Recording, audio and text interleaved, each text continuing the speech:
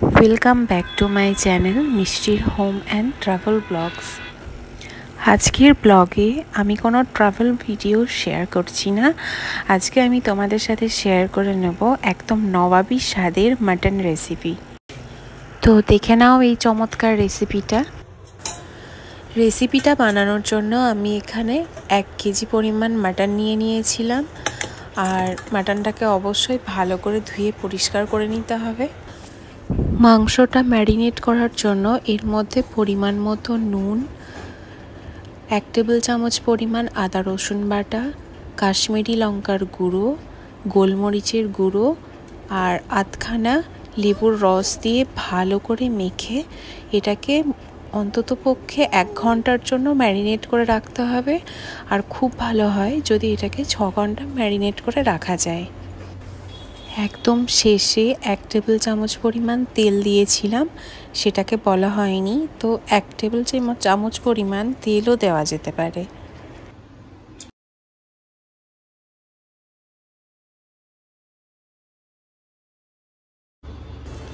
মশলাগুলো দিয়ে মাংসটাকে যত বেশি ভালো করে মাখা হবে তার মাংসের টেস্ট তত বেশি ভালো হবে। পাত্রটা একটা ঢাকনা বন্ধ করে ফ্রিজের মধ্যে 6 ঘন্টা ম্যারিনেট হওয়ার জন্য রেখে দিলাম। এবার এর মধ্যে আমি এই নারকেলটা ভেঙে ভালো করে কুড়ে নেব।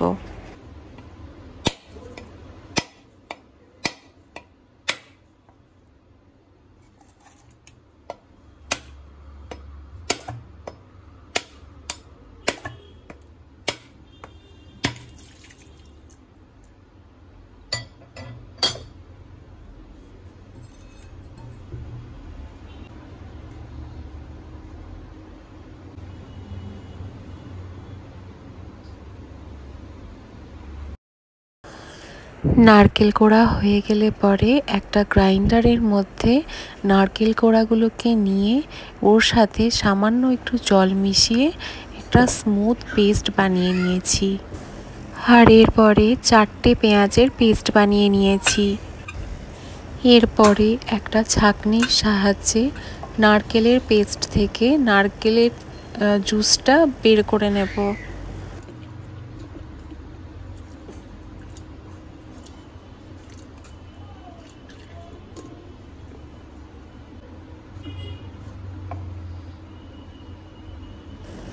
নারকেল দুধ রেডি।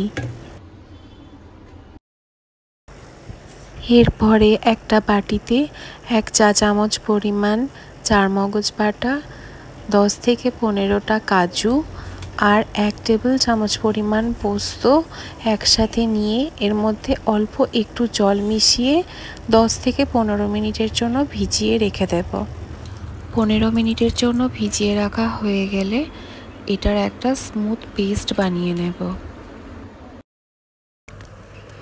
এরপর একটা শুকনো কড়াইয়ের মধ্যে এলাচ, লবঙ্গ, দারচিনি, একটা স্টার অ্যানিস, অল্প একটু জয়িত্রী আর জায়ফল একসঙ্গে একদম ধিমে আঁচে ড্রাই রোস্ট করে নেব।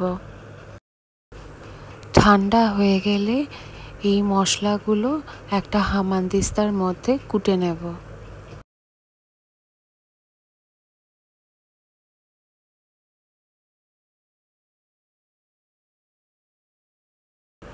এবার কড়াইতে তেল গরম করে নিয়ে তার মধ্যে 1 টেবিল চামচ পরিমাণ ঘি মিশিয়ে দেব। গরম তেলে এলাচ, লবঙ্গ, দারচিনির ফোড়ন দেওয়া হয়ে গেলে এর মধ্যে বেটে রাখা পেঁয়াজ বাটাটা দিয়ে দিলাম। তেলের মধ্যে পেঁয়াজটাকে একটু নাড়াচাড়া করে নিয়ে এর মধ্যে 1 চা চামচ পরিমাণ আদা রসুন বাটা দিয়ে দিলাম। বেশি দেব না, কারণ মাংস ম্যারিনেট করার সময় 1 টেবিল চামচ আদা রসুন বাটা অলরেডি দেওয়া আছে। এখন এর মধ্যে 1 চামচের থেকে সামান্য একটু বেশি জিরে গুঁড়ো, 2 চা চামচ ধনে গুঁড়ো আর নিজের পছন্দ মতো যতটা ইচ্ছে লঙ্কা গুঁড়ো আর সামান্য একটু জল দিয়ে মশলাটা ভালো করে কষিয়ে নেব।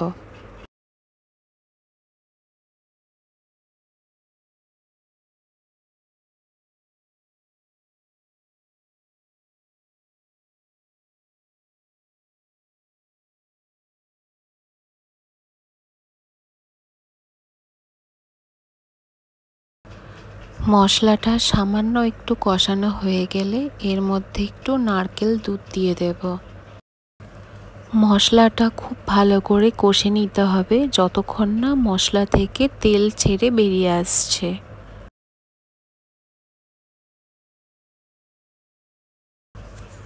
মশলা কষা হয়ে গেছে, তেলও ছেড়ে গেছে।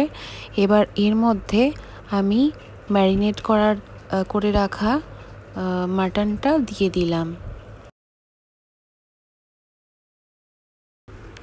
মাংসর উপরে একটু নারকেল কোড়া দিয়ে দিলাম।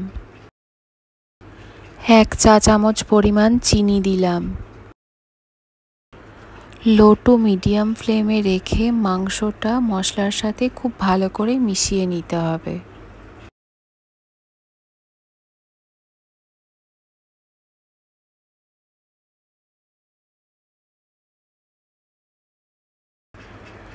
এক টেবিল চামচ পরিমাণ টক দই দিলাম, আর টক দইয়ের মধ্যে যে জল ছিল সেই জলটাও অল্প একটু দিয়ে দিলাম।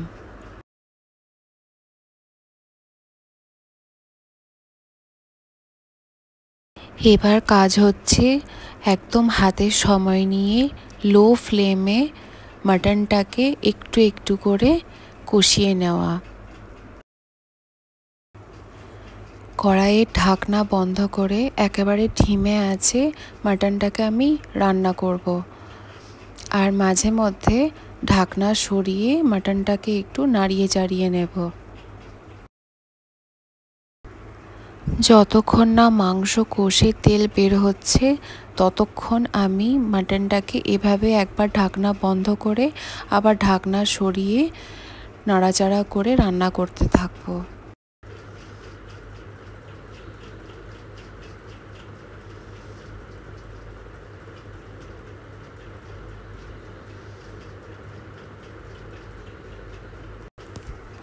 মাংস কষা প্রায় শেষের দিকে।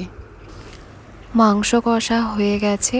এবার এর মধ্যে ওই যে পোস্ত, কাজু আর চারমগজ বাটা করে রেখেছিলাম, সেই পোস্ত, কাজু আর চারমগজ বাটাটা এবার মিশিয়ে দিলাম।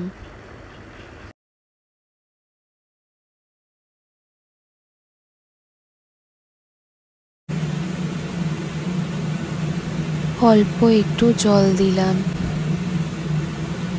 এবারে এর মধ্যে নারকেল দুধটাও মিশিয়ে দিলাম। 1 চা চামচ পরিমাণ গোলাপ জল আর 1 চা চামচ পরিমাণ কেওড়া জল দিয়ে দিলাম। আর দিলাম 1 চা চামচ পরিমাণ বিরিয়ানি মশলার গুঁড়ো। এই বিরিয়ানি মশলার গুঁড়োটা আমি বাড়িতেই বানিয়ে রেখেছিলাম আর সেখান থেকেই দিয়ে দিলাম। এবার এর মধ্যে সামান্য একটু উষ্ণ গরম জল মিশিয়ে ভালো করে মাংসটা মশলার সাথে মিশিয়ে নিলাম। ঝোলটা ফুটে উঠলে কড়াইয়ের ঢাকনা বন্ধ করে মাংসটা আমি একদম লো হিটে রান্না করব।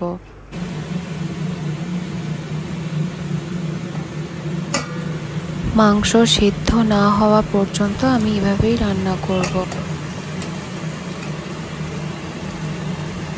এই তো মাংস সেদ্ধ হয়ে গেছে, গ্রেভিটাও অনেকটা সুন্দর লাগছে দেখতে, তেল ছেড়ে গেছে, দেখেই বোঝা যাচ্ছে মাংস রান্না আমাদের কমপ্লিট। এবার গ্রেভিটা তোমরা তোমাদের পছন্দ অনুযায়ী যেমন ইচ্ছে রাখতে পারো। এটাকে যদি আরও ঘন করতে চাও তো ঘন করতে পারো, তবে এর থেকে বেশি পাতলা করলে ভালো লাগবে না খেতে।